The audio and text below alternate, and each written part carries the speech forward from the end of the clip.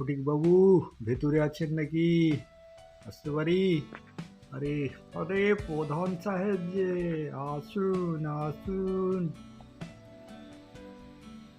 বসুন বসুন প্রধান সাহেব, বসুন বসুন। ফটিক বাবু, শুনলাম আপনার মেয়ের বিয়ে। হ্যাঁ, সেই জন্যই তো আপনাকে ডাকা। বলুন ফটিক বাবু, আমি আপনার কি উপকার করতে পারি? আমায় কি করতে হবে বলুন?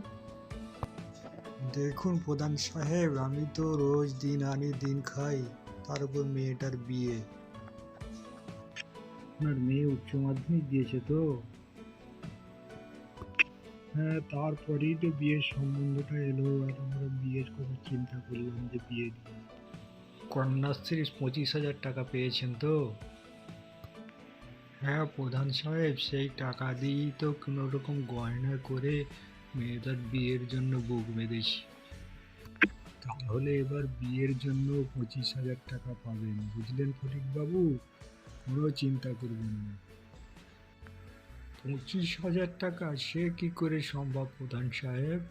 আমাদের রাজ্য সরকার রূপশ্রী প্রকল্প নামে একটা প্রকল্প বের করেছে, বিয়ের সময় এককালীন 25,000 টাকা দেবে।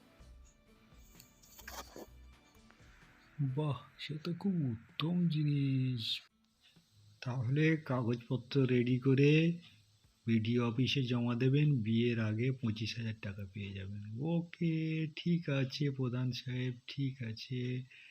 অবশ্যই বিয়েতে আসবেন প্রধান সাহেব, নিমন্ত্রণ করলাম। আমাদের খুবই আনন্দ, বুঝলেন, এই প্রকল্পটা পেয়ে।